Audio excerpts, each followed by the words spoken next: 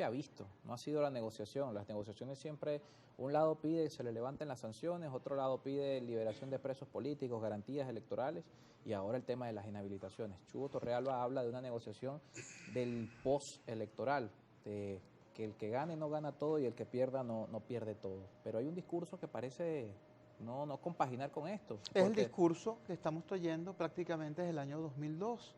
El discurso de la tierra arrasada, el discurso de ni pan ni agua a quien piensa distinto. Pero es de lado y lado.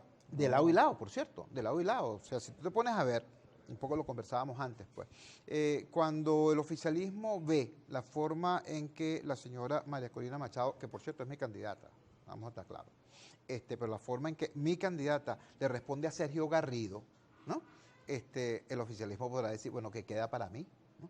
Y al revés, cuando el país ve, ¿no? Cuando María Corina Machado ve la manera en que es tratada, maltratada, una defensora de derechos humanos, una mujer de centro desde el punto de vista político, como lo es Rocío San Miguel, María Corina Machado puede decir exactamente, bueno, ¿qué quedará para nosotros? Ese esquema sirve para cualquier cosa, sirve para agarrar likes en las redes sociales, para ganar aplausos en espacios cada vez más reducidos, por cierto, pero eso no sirve para gobernar, eso no sirve sobre todo para construir prosperidad de manera sostenible. No sirve. Y en este país ese es el problema. El problema no es cómo conseguir ganar una elección, bueno, como dice el mismo oficialismo, tenemos veintitantas elecciones en veintitantos años. Cierto, ajá, y tenemos un país mejor.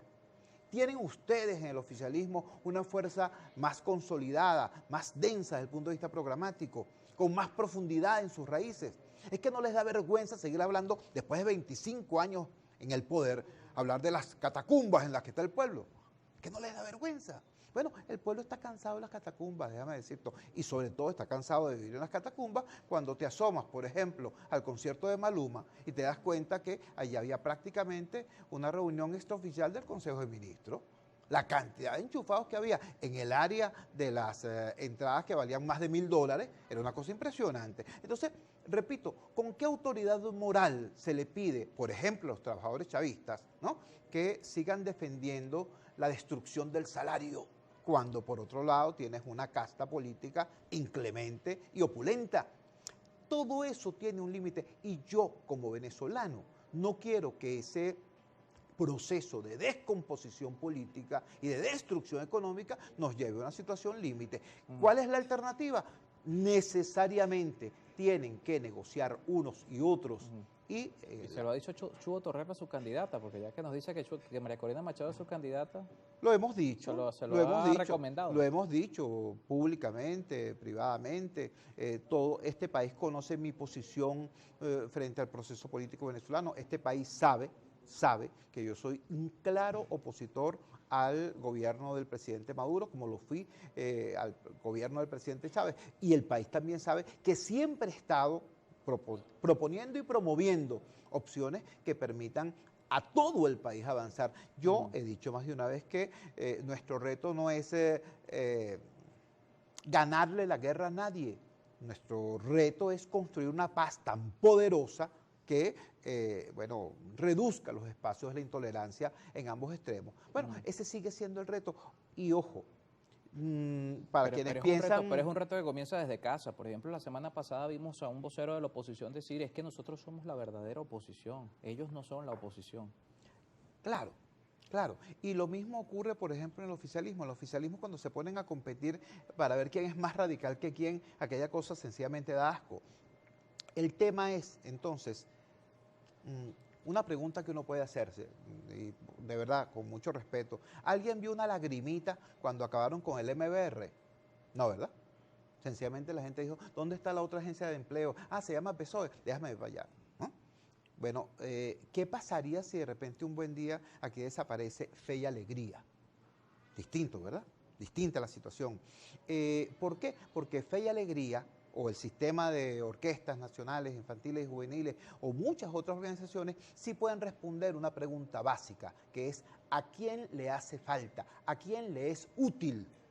Hoy los dos extremos, ¿no?, no le son útiles a nadie, por el contrario, son tremendamente molestos para el trabajo de construcción de prosperidad, para el trabajo de reconstrucción de institucionalidad. Entonces, el llamado es a los sectores sensatos que me consta, los hay, ¿no? En todo el espectro político venezolano.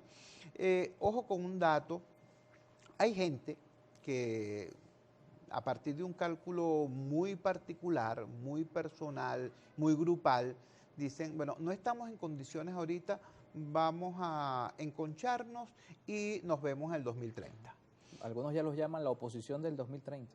Bueno, y también el gobierno del 2030, porque dentro de los grupos que están, los grupos cazadores de renta que se mueven dentro y detrás del gobierno, hay quienes están pensando en cosas por el estilo. Quiero decirles que a unos y otros, tanto a los lo que tú llamas la oposición 2030, como los grupos cazadores Caleca, de renta, exacto, el doctor Caleca, el ingeniero Caleca, quiero decirles que no se imaginen que existirá un 2030 que sea simplemente una proyección lineal, ¿no?, del 2024 en el tiempo. Esto puede ser muy distinto y mucho peor. Recuerden que el régimen de partido único no es un decreto, no es un letrero, es una lógica, es una dinámica. Cuando tú tienes, por ejemplo, los organismos de base de los programas sociales del Estado asimilados, identificados con los organismos de base del partido de gobierno, esa es la lógica del partido único. Cuando tú tienes al oficialismo construyendo un ecosistema de satélites presuntamente opositores, eso es el régimen de partido único. Yo creo que el único régimen dictatorial que no tiene un sistema de partidos supuestamente opositores para exhibirlo es Corea del Norte. De resto, hasta Putin los tiene. Entonces, pero ¿por qué decir satélites opositores? Por ejemplo, el 21 de noviembre esa oposición sacó casi los mismos votos que los que dicen que son la oposición real. Pero es que yo no me estoy refiriendo a esta... ¿Qué se denomina satélites opositores? Yo me estoy refiriendo a grupos o individualidades que efectivamente no tienen ningún empacho, no en coincidir en un enfoque, sino incluso en encaramarse en las tarimas del gobierno. Eso ya lo vimos, o sea, eso es público y notorio. Ahora, yo lo que planteo es que si cambiamos el foco de la negociación para hacerla útil, sacaremos entonces las castañas del fuego y podremos entonces decir, si gana el oficialismo, ¿de qué manera variar la ecuación del poder para que el ejercicio de la política en Venezuela recupere la posibilidad de la alternabilidad, porque no hay democracia sin alternabilidad? Tener a un sujeto pegando gritos diciendo que no regresarán nunca ni por las buenas ni por las malas es la negación de aquella cosa de la que hablaban, democracia participativa y protagónica. Al revés, si